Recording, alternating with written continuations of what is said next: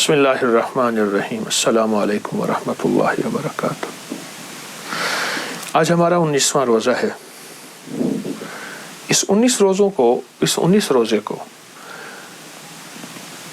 ایک راز کے ساتھ گزارنا ہے۔ وہ راز میں آج دینا چاہتا ہوں، ایک راز کے ساتھ گزارنا ہے۔ اللہ سے 2 رزق مانگنے ہیں۔ اے اللہ رزق روحانی بھی عطا فرما، رزق جسمانی بھی عطا فرما۔ لیکن مجھے دسترخوان مولا وسیع چاہیے، آقا وسیع چاہیے، کریم وسیع چاہیے۔ رزق روحانی کیا ہے؟ رزق جسمانی تو وافر مقدار میں ہمیں مل چکا ہے، رزق روحانی کیا ہے؟ یہ تسبیح، یہ ذکر، یہ اعمال، یہ تلاوت، یہ گناہوں سے بچنا، اس کی نافرمانی سے بچنا، کملی والے پہ درود و سلام اور حضور کے آل و اصحاب سے محبت، یہ اولیاء کا ادب، یہ سارا رزق روحانی ہے۔ اللہ سے دونوں رزق مانگنے ہیں، رزق جسمانی بھی اور رزق روحانی بھی۔ اللہ سے دونوں مانگنے ہیں، دونوں رزق اللہ کے خزانوں سے لینے ہیں ہم نے، اور اللہ کے خزانوں سے دونوں رزق انشاءاللہ ملیں گے۔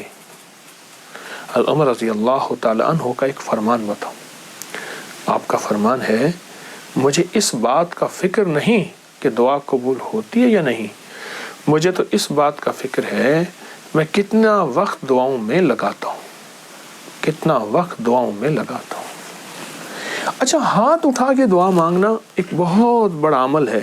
کچھ دعائیں ایسی ہوتی ہیں جو اللہ اور بندے کے درمیان ہیں، اور وہ دل کے اندر سے نکل رہی ہوتی ہیں، اور دل کی گہرائیوں سے نکل رہی ہوتی ہیں، وہ اندر کی کیفیتوں سے نکل رہی ہوتی ہیں، وہ اندر کے وجدان سے نکل رہی ہوتی ہیں۔ کچھ دعائیں ایسی ہوتی ہیں، کچھ دعائیں ایسی ہوتی ہیں۔ ہاں، وہ دعائیں مانگیں، وہ دعائیں اللہ کے خزانوں سے ہم لینے والے بن جائیں۔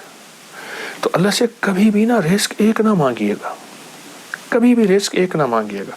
ہمیشہ اللہ سے 2 رزق مانگے، رزق روحانی اور رزق جسمانی۔ روحانی رزق آج تک نہیں سنا، وہ یہ ہے۔ اچھا، ہمارے گھر میں روحانی دسترخوان لگتا ہے، جسمانی دسترخوان تو لگتا ہے، ٹیبل پہ نیچے کہیں دسترخوان بھی لگتا ہے، کیا روحانی دسترخوان بھی لگتا ہے؟ اس کو سوچیں۔ اگر روحانی دسترخوان نہیں لگتا تو آج کے بعد روحانی دسترخوان لگائیں۔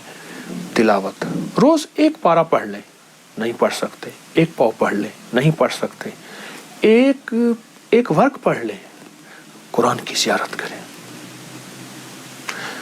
میں ایک مری میں ایک جگہ جانا ہوا، تو وہاں انہوں نے کہا ہمارے گھر میں کسی نے جادو کیا ہوا ہے، ہمارے گھر میں مشکلات ہیں، مسائل ہیں، الجھنیں ہیں، ناکامیاں ہیں، پریشانیاں ہیں، بہت زیادہ پریشانیاں تھیں۔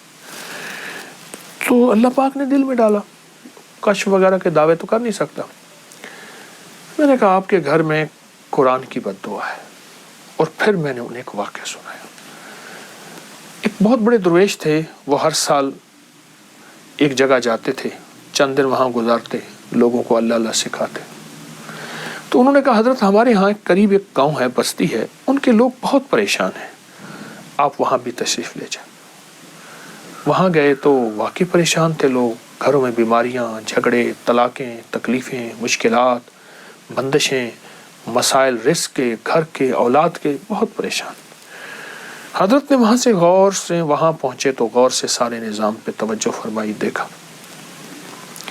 تو آپ نے فرمایا تمہارے گھروں میں میں قرآن کی سسکیاں سن رہا ہوں، اور قرآن کی بد دعائیں سن رہا ہوں، اور قرآن کی بد دعا بہت سخت بد دعا ہوتی ہے، اور قرآن کی بد دعا سے بچو۔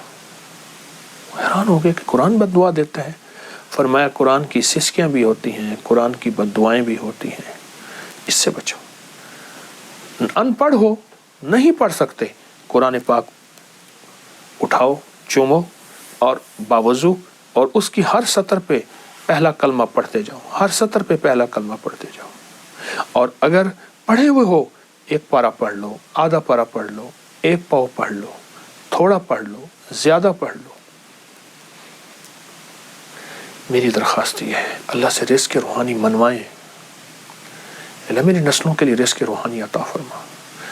ان رمضان کی 19 رمضان کی ان معتبر، مبارک اور مقدس گھڑیوں میں اللہ سے رزق روحانی منوائیں۔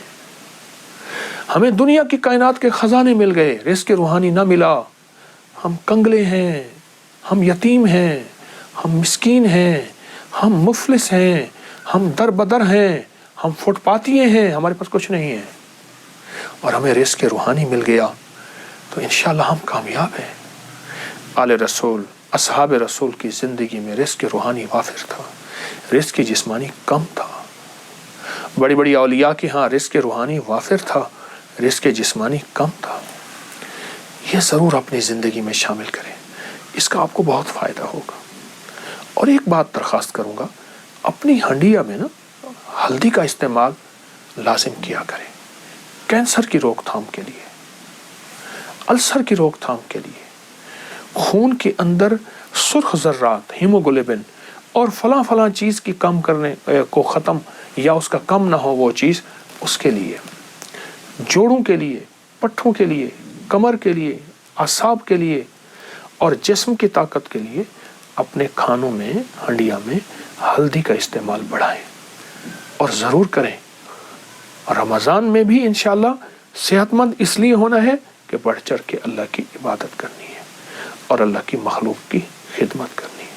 اللہ ہماری حاضری کو قبول فرمائے، انشاءاللہ اللہ پاک کو ضرور قبول فرمائیں گے۔ جزاک اللہ۔ السلام علیکم ورحمۃ اللہ۔